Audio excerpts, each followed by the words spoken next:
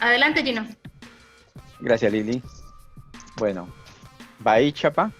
eh, Mi nombre es Gino Nostroza y bueno, vamos a hablar hoy día con ustedes acerca de la pirámide de automatización de pruebas y cómo podemos nosotros desarrollar una estrategia efectiva de automatización.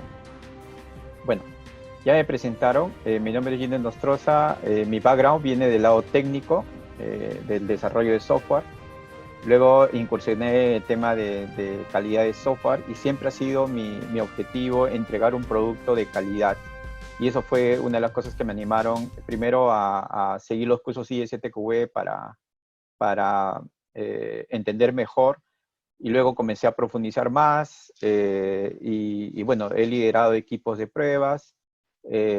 También he formado chapters, QA chapters, ¿no? En organizaciones que están haciendo transformación digital. He sido allá el coach de varios equipos ágiles. Tengo una compañía que se llama Qualisense. Estamos orientados a la calidad de software como cultura, un enfoque más basado en las personas. Y también soy trainer de Agile Testing for the Whole Team. Es eh, un curso de Agile Testing Fellowship, una organización de Janet Gregory y Lisa Crispin. También mi compañía Qualisense es socia de Performance United y Selenium United. Dictamos cursos de Selenium, de JMeter, digamos, asociados también con Brightest. Así que un saludo ahí para Kyle y Emily, que me antecedieron también. Y bueno, encantado de compartir con ustedes algo de la experiencia que he tenido en el campo. Y bueno, vamos a comenzar. Eh, ¿Por qué automatizar? O sea, ¿por qué tenemos que automatizar? Hoy en día es una tendencia, pero la automatización no es nada nuevo. Estamos hablando de hace más de 20 años que ya se podía automatizar. Pero hoy en día la situación ha cambiado. Entonces nos vemos más obligados a entregar software o features en tiempo, en ciclos cortos, y no lo vamos a lograr si seguimos trabajando con actividades de forma manual. Entonces, una de las razones por las cuales automatizar es que vamos a tener pruebas de regresión confiable y repetible. La primera, digamos, el primer objetivo de la organización es automatizar sus pruebas de regresión porque esto produce mucho dolor cuando se hace de manera manual. Yo he trabajado con equipos que tenían más de mil casos de prueba manualmente. Imagínense el esfuerzo de personas, testers que tenían que hacer la prueba de regresión y cuando se les pedía repetir, porque esa es la regresión, cuando se les pedía repetir era un dolor de cabeza, ¿no? Entonces, ese es un objetivo, o por qué automatizar, una de las razones. Entonces, acortamos el tiempo de la ejecución. Algo muy importante para mí es el feedback rápido y frecuente. Cuando nosotros ejecutamos pruebas de manera automatizada, el feedback que obtenemos del resultado es inmediato, a diferencia del testing tradicional, que frecuentemente se hace de manera manual y para obtener un feedback, un estado de las pruebas, ustedes tienen que esperar horas o días, ¿no? Entonces el feedback es importante porque con eso podemos saber si vamos bien, no vamos bien y tomar una acción rápidamente. Y algo también importante es ver las pruebas como documentación. La documentación tradicional, ustedes se acuerdan, son los documentos de requisitos, puede ser casos de uso, ese tipo de cosas. Pero hoy en día la tendencia es a ver las pruebas como documentación. O sea, imagínense ustedes que cuando les piden una documentación de cuál es el comportamiento del producto, qué es lo que hace el producto, lo que ustedes presentan es algo como lo que están viendo aquí en la esquina inferior derecha, ¿no? Se llama un documento vivo, ¿no? También documentación ejecutable. ¿Por qué?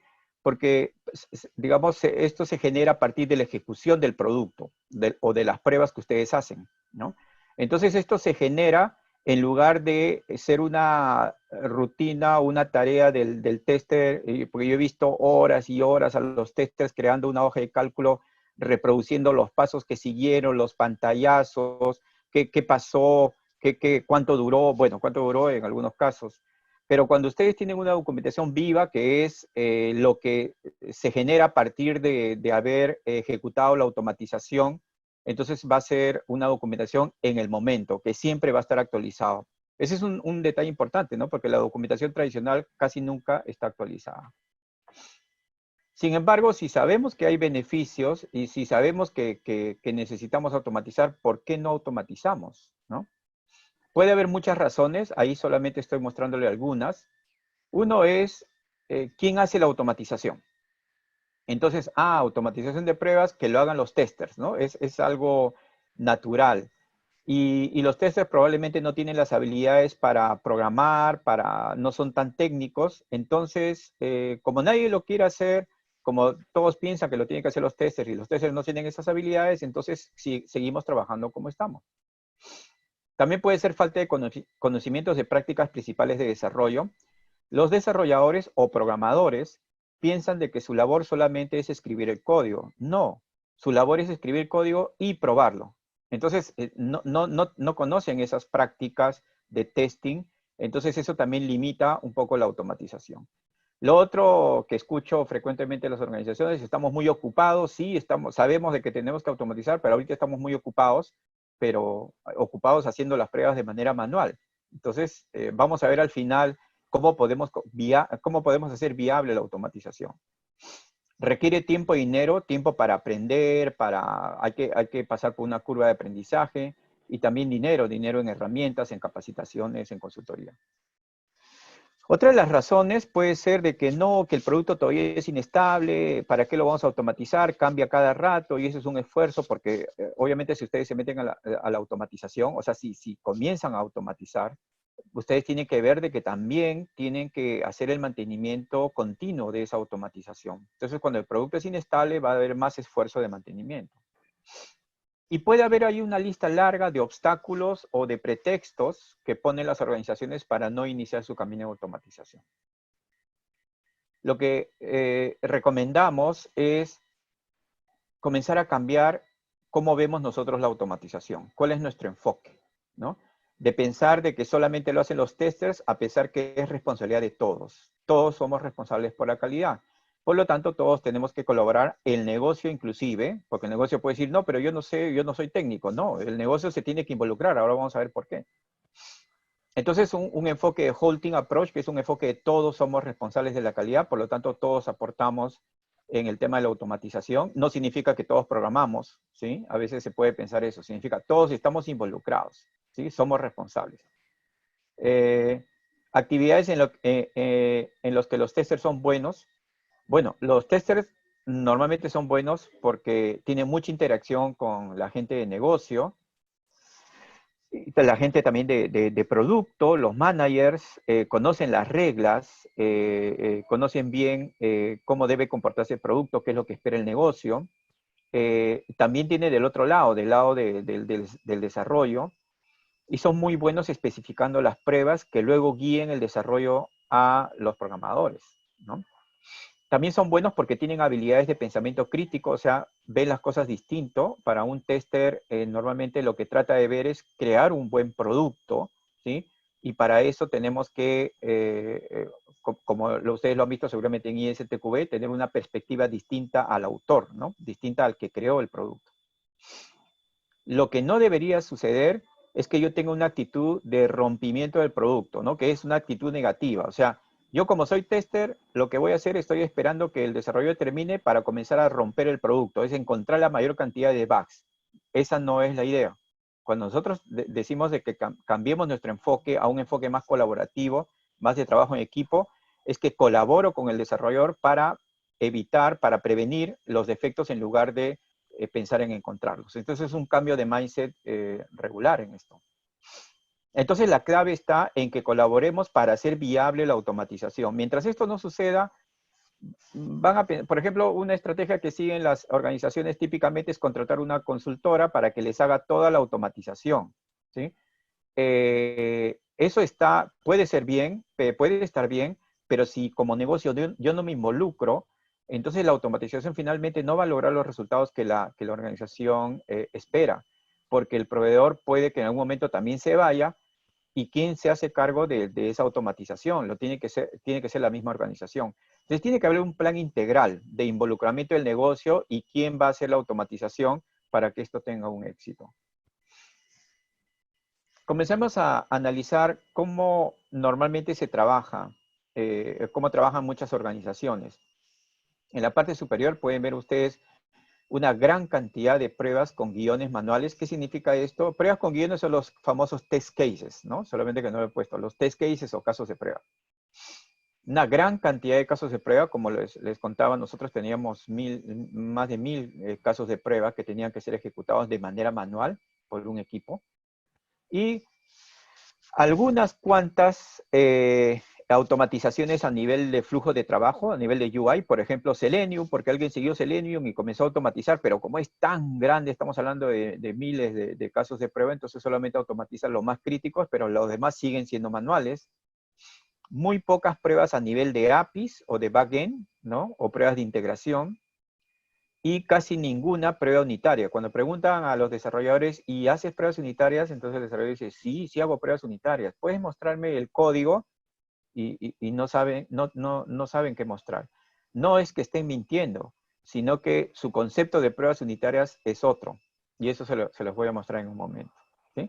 Pero entonces lo que sucede en la industria normalmente se llama una pirámide invertida, en el cual hay un gran esfuerzo manual de ejecutar pruebas con guiones manuales y un poco esfuerzo de automatización que mayormente está centrado en la interfaz de usuario, con herramientas tipo Selenium, por ejemplo, Catalan, Selenium, Cypress, ¿no? Entonces lo que necesitamos nosotros es invertir la pirámide de automatización. Esto es, si se dan cuenta, ahora hemos invertido, ¿sí? Y enfocarnos en que la mayor cantidad de automatización de pruebas radique a nivel unitario, que es lo que están viendo abajo, o de integración entre componentes. Y estas pruebas son responsabilidad del desarrollador. A pesar que hace un momento hemos dicho que todos estamos involucrados, eso es cierto, pero específicamente las pruebas unitarias las hace el desarrollador. Eso no significa que no colabore con el tester o con alguien más, pero el desarrollador se hace cargo de este tipo de pruebas, ¿no? Las pruebas unitarias o de integración de componentes. Y esto debe ser la mayoría. O sea, si por ejemplo contabilizamos 2000 pruebas, de esas 2000 pruebas probablemente más de 1000 corresponderían a las pruebas unitarias. Luego una buena cantidad de pruebas a nivel de API, ¿sí? O pruebas de integración, son a nivel de capa de servicios.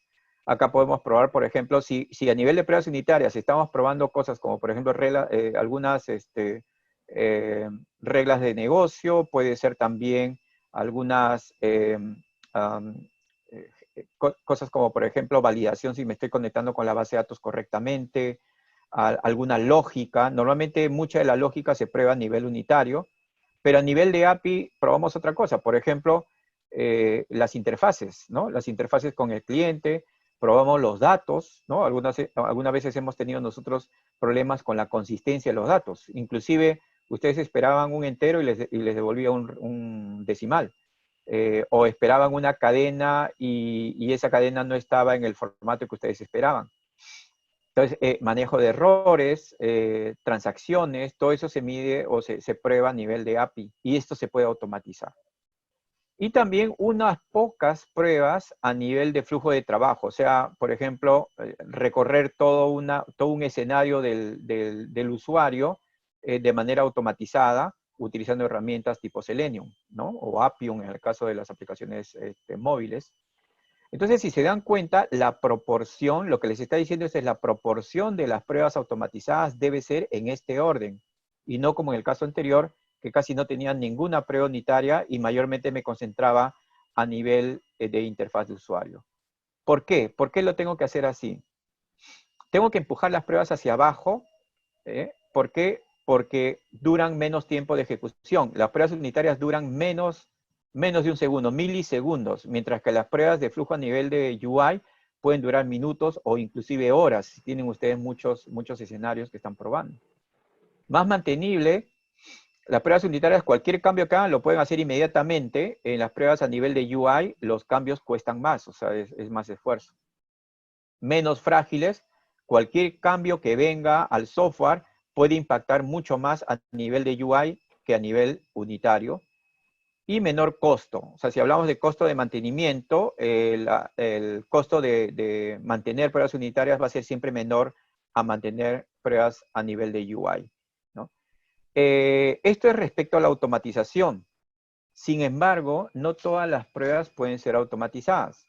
Por eso es que va a haber algo de tiempo, cuando ya tenemos avanzado gran parte de nuestra automatización, tenemos que reservar algo de tiempo para continuar con otro tipo de pruebas, que le llamamos las pruebas exploratorias, que estas son manuales, no se pueden automatizar, ¿sí?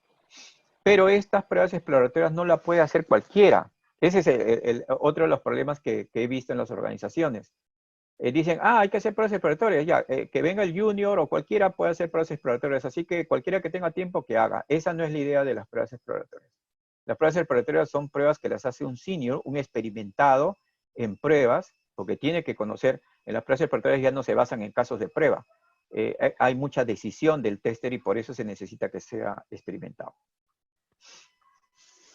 Involucren a todo el equipo. Una de las dinámicas que hago cuando trabajo con equipos principalmente ágiles es esto, ¿no? Reúno a todo el equipo y hacemos una sesión de 1 hora, normalmente 1 hora, hora y media.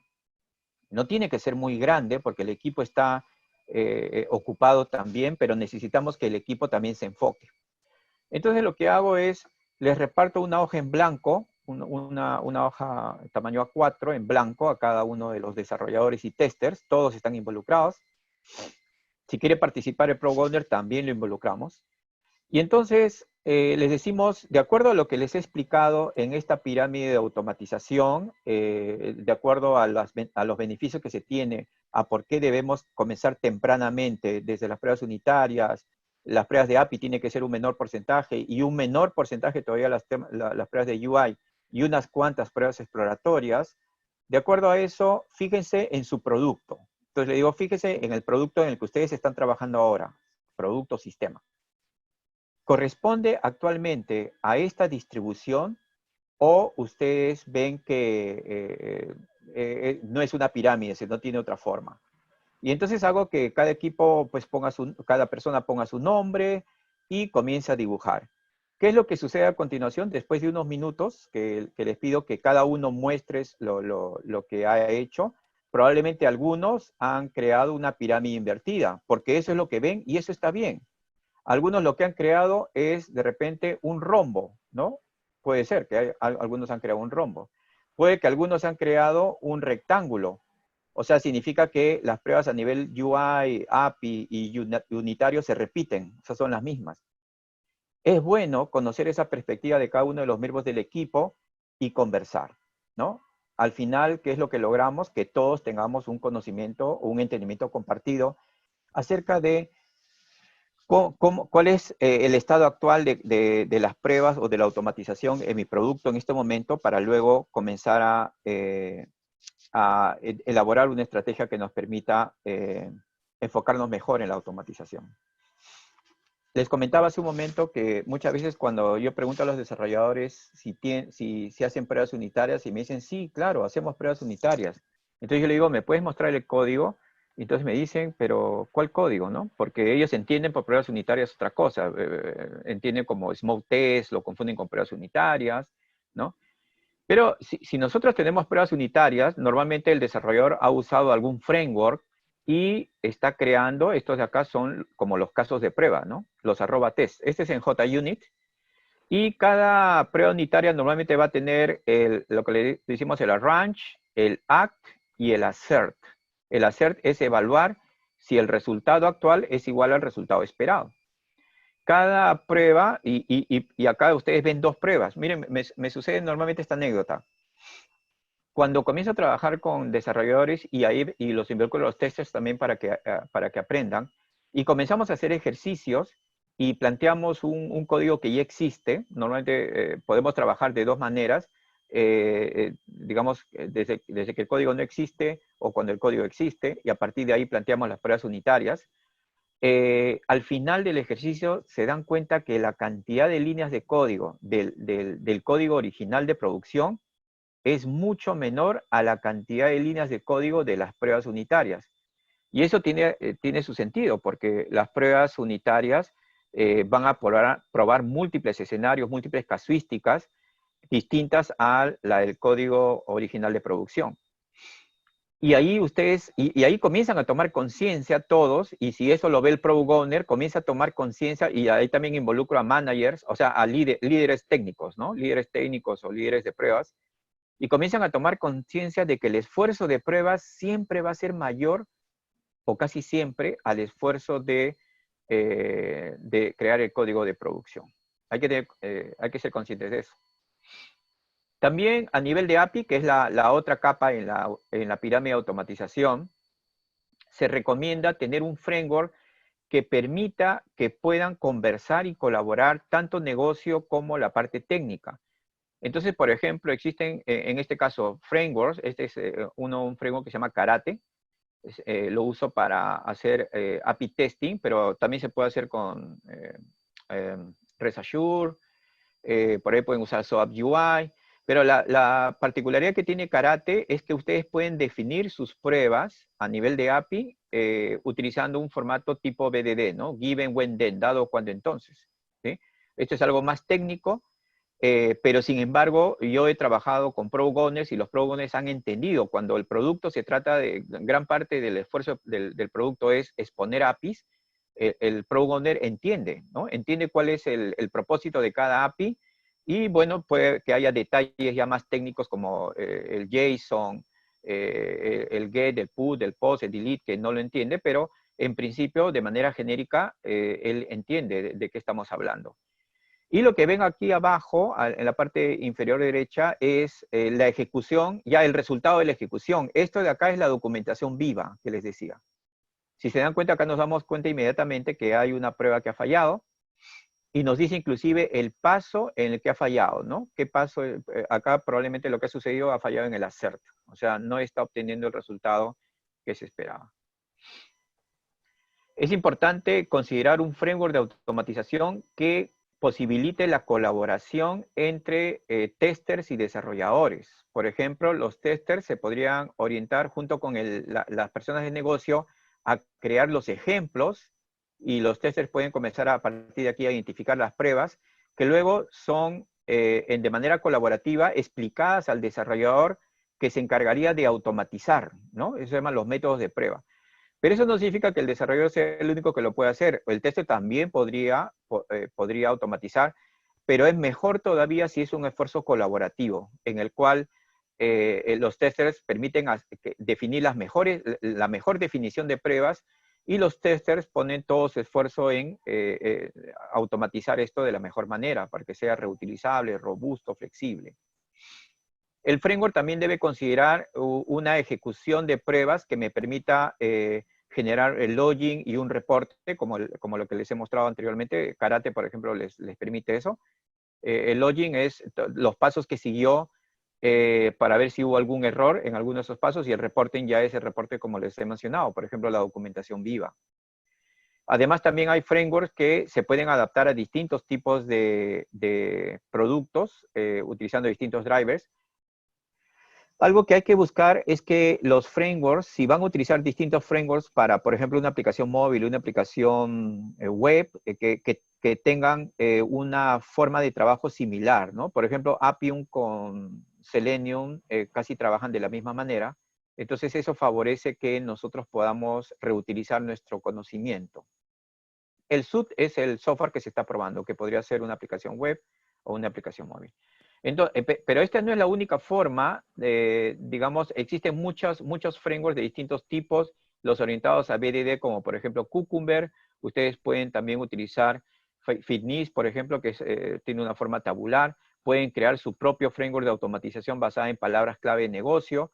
Puede ser HTTP Request como Karate, que les mostré hace un momento, o Selenium. ¿Cómo podríamos comenzar con esto? Comenzamos por los features que tenemos en el producto. Por ejemplo, las historias de usuario, ¿no? Una feature puede consistir en muchas historias de usuario. Acá tenemos una de ellas. Dice, como paciente puedo reservar una cita médica para no tener que esperar en el consultorio. Antes de comenzar la automatización, primero tenemos que entender bien de qué estamos hablando, de qué es esta feature, ¿no? ¿Cuáles son los distintos escenarios de este feature? En ese trabajo digamos, el tester tiene un valor, digamos, muy importante, ¿no? Muchas veces se dice, no, que con la automatización el tester ya no va a tener cabida. Es falso. Eso lo dice alguien que no conoce el testing, ¿no? Si nosotros tenemos alguna especificación, antes de automatizar, primero tenemos que entender, y para entender necesitamos a alguien que esté entrenado en cuestionar, en ver las cosas distintas, tener un pensamiento crítico. Y entonces ahí salen los mejores cuestionamientos. Por ejemplo, el negocio puede pensar solamente en happy paths, en los comportamientos esperados, pero el tester puede estar diciendo, ¿y qué sucede si hay un conflicto o más de una persona está reservando la misma cita médica? ¿Y qué sucede si, no? Entonces, ¿qué sucede si? ¿Qué sucede si? Son preguntas repetidas que el tester puede aportar dentro del equipo y podemos identificar escenarios, por ejemplo, de comportamientos no esperados. Entonces, ese es el valor. Fíjese que acá no estamos todavía ninguna línea de código, ni estamos usando ninguna herramienta. Lo que estamos tratando es de entender mejor la historia e identificar escenarios que luego se van a automatizar, ¿sí? Luego comenzamos a identificar, una vez que hemos entendido de qué se trata, y en eso nos ha ayudado mucho los profesionales en testing. Entonces, el siguiente paso sería comenzar entre todos, desarrolladores, testers, a identificar algunas pruebas. Por ejemplo, ¿qué pruebas se me ocurren? Ahora que conocemos esto de la pirámide de las pruebas, ¿qué pruebas se me ocurren que podrían entrar a nivel unitario, a nivel de API, a nivel UI, o de repente son manuales? Y este es un ejercicio que también yo lo hago con los equipos de manera colaborativa. Estamos una hora, normalmente dura una hora, hora y media, puede durar hasta 2 horas, pero a mayor tiempo la reunión ya no es muy efectiva. Hay que tener ese cuenta. Por eso es muy importante la facilitación. Entonces las reuniones deberían durar una hora o por ahí. Reuniones de más de una hora, de 2, 3 horas, ya no son efectivas en mi experiencia, ¿no? Entonces, después de este ejercicio, ¿qué es lo que va a pasar? Que hemos, digamos, ya del criterio del equipo, desarrolladores, tester, por ahí puede haber un arquitecto, analista, hemos identificado las pruebas que podrían ir, ¿no? Por ejemplo, ahí probemos valores nulos, campos requeridos, que la reserva se complete rápidamente, que haya espacio de tiempo. ¿Qué pasa si no hay espacio de tiempo disponible? ¿Dónde se valida eso? Formatos de fecha y hora, que es típico, ¿no? Entonces, esas son pruebas que han venido de las ideas de cada uno de los miembros del equipo. Todos estamos involucrados en esto. Entonces, ¿cuándo empezaríamos mal? Cuando todos dicen, bueno, que esto lo hagan los testers y luego nos comunican. Entonces, esto ya no es la idea original de que las pruebas son responsabilidad de todo el equipo, ¿sí? Por ejemplo, por eso les digo, ¿no? Que si las reuniones les duran 3 horas, 4 horas, es obvio, y yo estaría inclusive de acuerdo con los desarrolladores en no asistir a ese tipo de reuniones, porque nos están quitando 3 o 4 horas que podríamos nosotros avanzar en el desarrollo. Tenemos que facilitar, tenemos que buscar herramientas como la pirámide de la automatización que permitan que esto sea más fluido y más rápido, ¿no? No más de una hora o algo más. Luego dibujamos la pirámide en la pizarra, ¿no? Y luego comenzamos a poner o a mapear, ¿no? Mapear cada una de las pruebas que han identificado. Y esta es una discusión en la cual tampoco se debe perder mucho tiempo, ¿sí? Porque, y ahí depende mucho ya de la madurez de las personas, ¿sí? Ahí yo invoco mucho a que las personas sean proactivas, muestren su madurez, se pongan en los zapatos de la otra persona, hay empatía, porque si nosotros vamos a comenzar a discutir, no, error handling tiene que ir arriba o tiene que ir abajo, o espacio de tiempo disponible tiene que ser, sí, tiene que ser una evaluación a nivel unitario, entonces ahí probablemente la reunión no va a durar una hora, sino va a durar 2, 3 horas. Entonces, tratamos de cuestionar como testers, tratamos de preguntar ¿y por qué? ¿Y qué pasa si? ¿No? Para que las personas digamos, puedan ponerse de acuerdo más rápido. Y este es un ejemplo, ¿no? Noten ustedes que acá hay pruebas que no se pueden automatizar. Acá hemos puesto, por ejemplo, la compatibilidad entre navegadores. Probablemente sí se podría automatizar, pero realmente para algo que se puede hacer de manera exploratoria, invertiríamos tiempo en automatizar eso, ¿no? Y con el cambio de versiones de los navegadores y todo eso. Entonces, probablemente el equipo, porque esta es decisión del equipo, el equipo decidirá, ¿sabes qué? No, ya tenemos varias pruebas a nivel de UI que hay que automatizar, esto dejémoslos a nivel exploratorio, como también validar qué tanto se demoraría un usuario, porque esto hay que hacerlo con el usuario. A ver, vamos donde el usuario y le decimos, puedes reservar una cita y examinamos para ver qué problemas tiene, dónde se queda ahí el trabado. Entonces, estas pruebas no se pueden automatizar. Y luego ya comenzamos la discusión o la conversación para ver qué pruebas irían en qué capa. El resultado de esto no es que ustedes tengan una pirámide con las pruebas y se hayan puesto de acuerdo dónde van. Se van a dar cuenta que el resultado acá es que como equipo nos hemos compenetrado más en lo que, digamos, tenemos ese enfoque en la automatización, responsabilidad compartida, y comenzamos a colaborar mejor, ¿no? Como equipo. Esos son algunos de los resultados. Hay que tener cuidado con los datos de prueba, que siempre va a ser una de las cosas más complicadas al momento que ustedes automaticen. En lo posible traten de evitar una base de datos. ¿Por qué? Porque hacer los queries en la base de datos puede demorar, más todavía si esta base de datos está siendo compartida. Puede ser lenta las pruebas. Entonces, alternativas pueden ser en base de datos en memoria, fake objects, o sea, crear doubles, ¿no? Colocar o eliminar datos de prueba en cada ejecución de las pruebas, o sea, no mantener las pruebas. Entonces, para eso, los frameworks de automatización normalmente tienen la fase de setup y la fase de teardown. En la parte de setup es donde generan las pruebas, crean las pruebas, ejecutan las pruebas y luego limpian las pruebas, ¿no? Al final, cuando ejecutan una nueva prueba, ya lo están haciendo con datos limpios. Utilizar datos similares a los de producción. Es un reto obtener datos de producción, podrían estar encriptados también. Pero ustedes podrían construir sus datos de prueba con scripts, pero sí necesitan tener una idea de los datos de producción. Porque, por ejemplo, si ustedes están probando personas con distintas edades, necesitarían saber en producción qué rango de edades tienen nuestros clientes, ¿no? ¿Cuáles son menores de edad, mayores de edad, son muy adultos? Al menos necesitamos tener esa información si es que no tenemos los datos de producción. Si tenemos los datos de producción, bien, pero muchas veces por temas de protección de datos o seguridad de la información no los podemos obtener, pero por lo menos tenemos que tener una idea de cuál es esa proporción, conocer nuestros datos de producción. Tenemos que conocer eso, ¿sí? Conversar con las personas que manejan esta información, por lo menos tener acceso a estadísticas, patrones de los datos, construirlo con script, y también puede ser anonimizar o depurar datos reales de los clientes.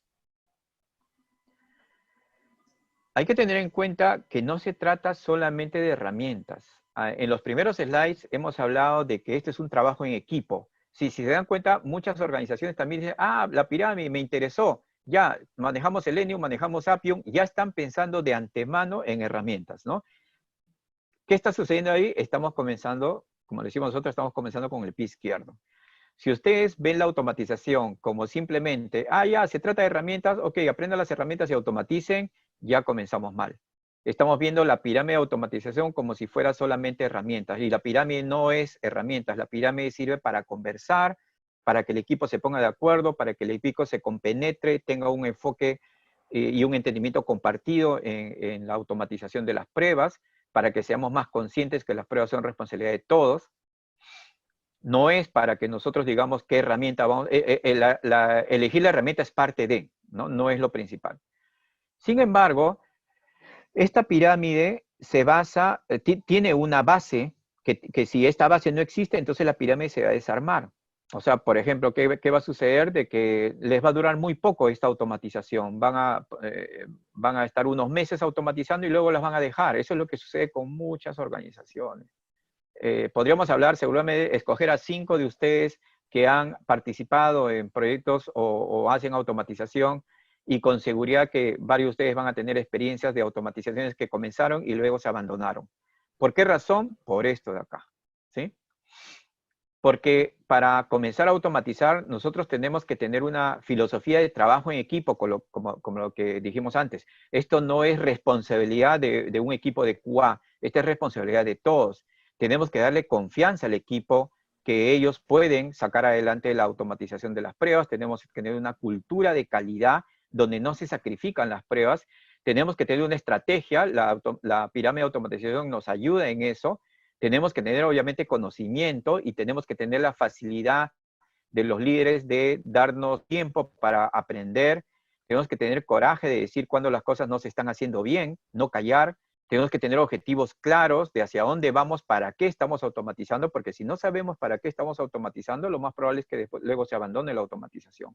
Tenemos que tener facilidades de ambientes, y si son ambientes en la nube, mejor, porque esos me van a permitir no solamente automatizar las pruebas, sino me van a permitir automatizar despliegues, automatizar la creación de la infraestructura, que es algo muy importante, ¿sí? Entonces, este slide es muy importante en la medida que nos está diciendo que no basta solamente con tener una pirámide de automatización, hay que tener muchas cosas en cuenta para que nosotros podamos llevar esto con éxito. Inclusive tener claro, bueno, la cultura de calidad y tener, digamos, estrategia tiene que ver mucho también con el pensamiento que ustedes tienen sobre la calidad. Por ejemplo, si la organización piensa de que, bueno, no necesitamos de testers porque eso lo pueden hacer los desarrolladores, pero los desarrolladores no tienen, hace un momento les mostré el tema de los ejemplos, los desarrolladores no son muy buenos con el what if, ¿no? ¿Y qué pasa si? Entonces, hay que tener bien claro eso, que eso es un esfuerzo de todo el equipo. Para finalizar, siempre me preguntan esto, ¿no? ¿Y por dónde comenzamos? Porque siempre me dicen esto, no es la primera vez que, bueno, me gustó esto de la pirámide, pero no es la primera vez que nosotros pensamos en comenzar a automatizar. Y ya lo hemos abandonado más de una vez. No nos ha resultado, no sabemos por dónde comenzar. Para comenzar, tenemos que tener, obviamente, varias cosas en mente, ¿no? Yo hago un workshop de eso. Hace poco hice un workshop, por ejemplo, público, ¿no? Hay algunos con los que les enseñé a encontrar tu 15%. El 15% es un decir, es como decir tu primer paso. No pienses en algo grande porque si no, no va a funcionar. Tienes muy pocas probabilidades o mucho riesgo de que eso no funcione. Piensa en un paso pequeño. Primero, piensa en qué cosas puedes automatizar que tengan la menor dependencia de ambiente, de permisos, de personas, de restricciones de tiempo, etcétera, ¿no? O sea, ¿para qué? Para priorizar. ¿Por dónde podríamos nosotros comenzar? Obviamente también los criterios que hemos visto nosotros en los slides anteriores y también en la pirámide de automatización. Pueden hacer una matriz de dolor versus esfuerzo, es abajo, no la veo bien. ¿Sí? Bien, entonces esto es, por ejemplo, acá es poco esfuerzo de automatización y aquí es alto esfuerzo de automatización. Y aquí es, me duele poco, o sea, casi no, si automatizo o no automatizo, o sea, si lo hago manual o no me afecta mucho. Y acá me duele mucho hacer las pruebas manuales, ¿no? O sea, son muchos pasos, son complicados. Si se automatizara, ganaría mucho. Entonces, ¿por dónde comenzar? Si ustedes han identificado algunas actividades de automatización, tanto desde las que producirían mucho esfuerzo de automatización a las que producirían más y las van poniendo en estos cuadrantes, se enfocan primero en aquellas que les resuelven muchos problemas, porque hay mucho dolor en esas pruebas manuales, y además el esfuerzo de automatizarlas es bajo, y tienen que comenzar por ahí, ¿sí? De estas, ¿cuál podrían ustedes comenzar? ¿Por cuál podría comenzar? Y ya comenzamos a priorizar, ¿sí? Luego de esto podríamos comenzar o continuar con las que me producen poco dolor, ¿sí? Pero también el esfuerzo de automatizar es bajo. O sea, si se dan cuenta, siempre tenemos que pensar en evitar en lo posible aquellas que tienen un alto costo o alto esfuerzo de automatización. ¿Por qué razón? Porque estas son las que, si ustedes no lo logran, van a frustrar al equipo y van a provocar esa reacción negativa. Uy, no, esto no funciona, mejor sigamos haciendo las cosas como siempre. La idea es dar un primer paso y luego continuar. No es dar un paso y luego retroceder, ¿no? Si ustedes comienzan por acá, probablemente van a dar un primer paso y luego van a retroceder y luego se van a desencantar de la automatización y finalmente sí, seguimos como estamos, ¿no? Entonces, esto es una estrategia que lo he utilizado con algunos equipos, da sus resultados. Cuando los equipos son un poco no saben por dónde comenzar. Por ejemplo, nosotros para comenzar a automatizar, nunca vamos a automatizar en un sprint. Esto es un esfuerzo de varios sprints, pero se tiene que ver cierto resultado. En cada sprint tiene que haber más y más y más automatización y menos trabajo manual, ¿no? Cuando se trabaja por sprints o por iteraciones en equipos ágiles.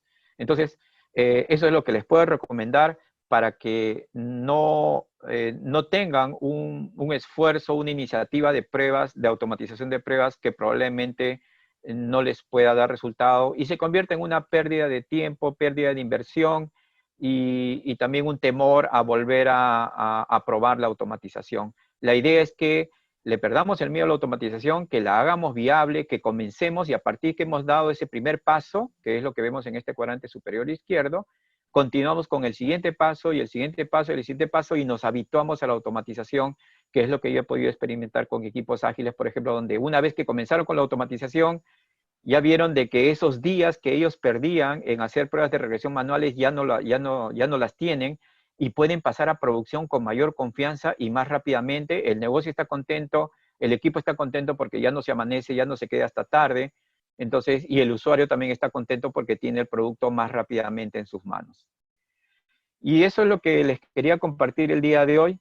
Y bueno, espero que les haya servido las ideas que les he brindado y estamos aquí para escuchar cualquier pregunta que tengan. Gino, muchísimas gracias. Veo una pregunta de Maricruz. Buenas tardes, ¿qué herramientas son aconsejables para automatizar pruebas de aplicaciones de escritorio? Las que funcionen en el contexto de pruebas de escritorio que tú tengas en tu organización, con cultura, con tecnología, con ambientes. No te puedo recomendar una herramienta, ¿no? Yo he usado, por ejemplo, es que me da miedo recomendar herramientas porque a veces las toman como si fueran ya recetas médicas. Tengan en cuenta que las medicinas no funcionan igual para todos los seres humanos. Lo mismo sucede con las herramientas. Por ejemplo, yo he usado el framework White, ¿no? ¿Por qué? Porque tiene una similitud con Selenium, pero para, para desktop. Y White se basa en algo de bajo nivel que se llama UI Automation, pero esa es mi experiencia, ¿no? También he usado Code UI Test, que es la herramienta de Visual Studio, pero no recomiendo ninguna, no porque sean malas, sino porque me han funcionado a mí en mi contexto, pero no necesariamente te van a funcionar en tu contexto. ¿Qué nivel de madurez tienen que tener las pruebas manuales para luego automatizarlas? Esa es una buena pregunta, ¿no? Nosotros necesitamos que las pruebas estén definidas, ¿no?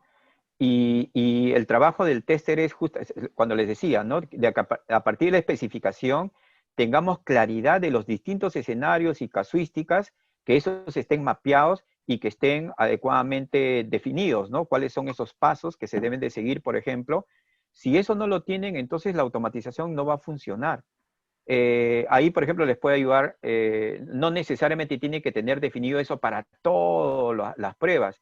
Las pueden, si no las tiene para ninguna, que es lo que me pasa en algunas organizaciones, me dicen, queremos automatizar, veamos tus casos de prueba. Aquí están, y me muestran casos de prueba que solamente tienen el título y los datos de entrada los conocen, los definen en el momento y saben cuál es el resultado esperado, pero no saben cómo se debe probar. La automatización no hace magia, necesitamos saber cuáles son esos pasos. Entonces tiene que estar bien claro cuáles son esos pasos que se deben de seguir. Y entonces si no los tienen, entonces comiencen por lo que probablemente les dé más ventaja, más valor y que usando esta matriz, ¿no? Que les sea más fácil de automatizar. Entonces me he topado o he encontrado ese tipo de situaciones en las cuales han querido automatizar, pero el principal escollo, el principal problema que tienen es que no tienen una madurez de las pruebas. Entonces eso es algo importante. Sí. ¿Alguna metodología recomendada?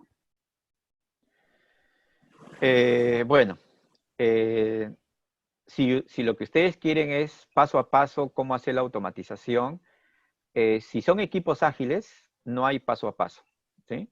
O sea, no les puedo decir que hay una metodología, porque la agilidad no se trata de una metodología, es puro criterio, son prácticas, son colaboración, que es lo que les he dicho el día de hoy. Yo uso la pirámide de automatización, uso el cuadrante de las pruebas, pero eso no son metodologías, son técnicas que utilizamos nosotros para que se identifiquen mejor las pruebas. Pero si, por ejemplo, nos vamos por el lado tradicional, ISTQB también tiene su propuesta en el TAE, que es el Test Automation Engineer. Ustedes pueden encontrar en esa certificación de TAE, pueden encontrar lo que propone ISTQB como ciclo de vida de la automatización, que eso les puede servir tanto para proyectos ágiles como tradicionales, ¿no? Entonces les recomiendo lo de ISTQB, pero para equipos ágiles les recomiendo no pensar en metodologías o, ¿no? No es buena práctica. Nos preguntan si vamos a facilitar la grabación y le comento a la gente que vamos a disponibilizar en el canal de YouTube de IT Alianza. Suscríbanse, vamos a estar facilitando ahí la grabación de estas charlas. Y una pregunta más. En la empresa que trabajo existen varios equipos de desarrollo y solo uno o dos equipos son parte del testing. Para iniciar a automatizar, ¿se debería incluir primero a todos los equipos? Bueno, a ver Sí. si entiendo bien. Que si, Primero que si todos los equipos tendrían que tener alguien haciendo testing, yo entiendo. No sé si es eso lo que querías preguntar, Luis. pareciera que fuera así, eso es lo que he entendido, ¿no? Que tienen varios equipos Sí, que desarrollan, pero un equipo que hace testing, ¿no? así mismo. Y asumo que ese equipo que hace el testing de todos los, digamos, todo lo que entregan los demás equipos, ¿no? Sí. Bien. Entonces el equipo de testing se convierte en un cuello de botella, porque nada puede salir a producción o nada se puede entregar si este equipo no ha completado su trabajo. Y bueno, a ver, hay dos cosas acá, dos aspectos. Primero, ¿cuál es lo ideal? ¿Qué es lo que sería recomendable? Y otro es, no podemos cambiar la situación de las organizaciones. Y yo también concuerdo con ese criterio. Muchas veces tenemos restricciones en las organizaciones con las cuales tenemos que ver cuál sería una mejor manera de trabajar, ¿no? Si fueran equipos ágiles, ya disolveríamos ese equipo de testing. Si fuéramos equipos ágiles, ¿no? Ya no habría un equipo de testing. Todos ellos formarían parte de cada uno de los equipos de desarrollo. Esa sería una alternativa A ideal, donde cada equipo ya tiene su... Entonces ya no hay ese cuello de botella del equipo de testing, ¿sí? Pero puede que haya información que no nos estás dando que hace de que la organización no se pueda desprender en este momento de ese equipo de testing y tenga que convivir. Entonces, el equipo de testing tiene que estar así como está, eso es lo que estoy entendiendo, ¿sí? En ese caso, lo que hacemos normalmente es que haya mayor colaboración entre el equipo de testing y los demás equipos. O sea, que el equipo de testing no pruebe al final, no se involucre recién cuando los demás equipos han terminado y se lo dan al equipo de testing y recién el equipo de testing comienza a probar. Eso es lo más negativo que podría haber. No vamos a lograr ningún resultado. Vamos a poner mucho riesgo en los productos que entregamos. Pero tampoco podemos disolver el equipo de testing y repartirlo entre los demás equipos, que sería una actitud más ágil. Lo que podemos hacer es comenzar a colaborar. Yo lo que normalmente hago es comienzo a hacer que se involucren, que trabajen juntos. Entonces, de tal manera que el equipo de pruebas ya de antemano sabe lo que le espera testear, porque ya ha actuado en colaboración con los demás equipos de desarrollo. Entonces, el punto clave acá, como estaba en uno de los slides, que lo van a ver cuando repitan la sesión, es la colaboración. Entonces, yo promovería, si no pueden disolver ese equipo de pruebas, yo promovería que haya una mayor colaboración entre el equipo de pruebas y los demás equipos, que no sean equipos aislados, ¿no? Bien. A ver si hay alguna otra preguntita, un ratito.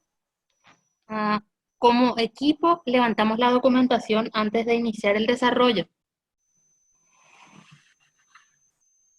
¿Y cuál es la pregunta? No hay pregunta. Supongo que habla de si hay que hacer documentación de estas cosas.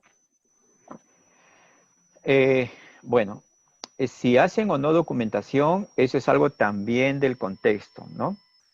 Por ejemplo, yo les cuento una anécdota, ¿no? En un equipo, cuando trabajaba con un equipo ágil, era un banco y entonces auditoría les pedía evidencia, ¿no?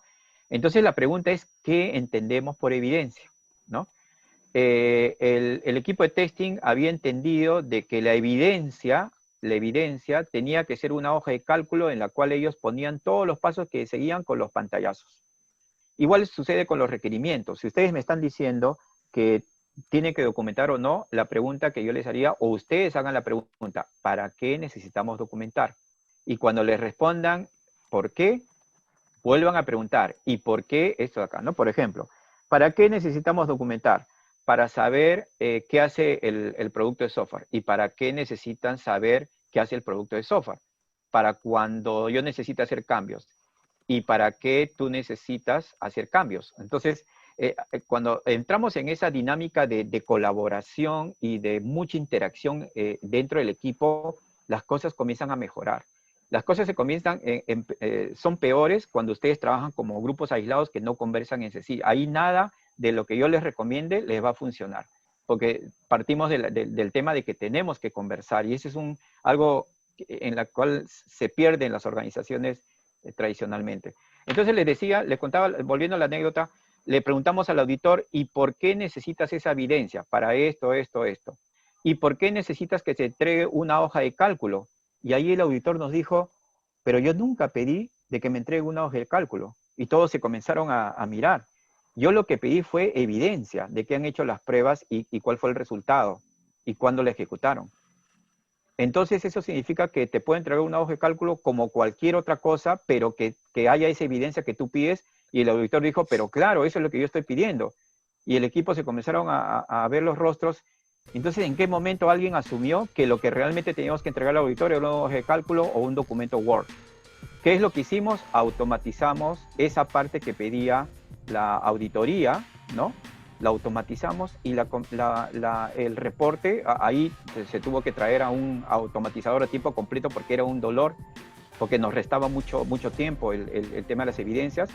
Se automatizó, por ejemplo, con Selenium, y luego eso se hacía un push hacia QMetry, que es un plugin de Jira, y entonces ya se tenía el resultado de la automatización en Jira, y el auditor lo único que tenía que hacer es entrar a Jira, y si no quería, entonces nosotros de Jira hacíamos una exportación a un PDF, y eso se lo dábamos al auditor, y con eso estaba tranquilo.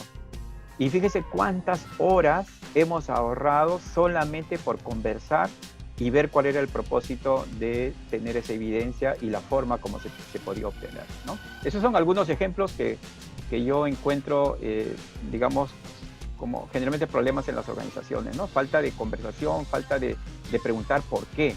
Siempre hay que preguntar por qué. Muy buenas soluciones se van a lograr de esa manera.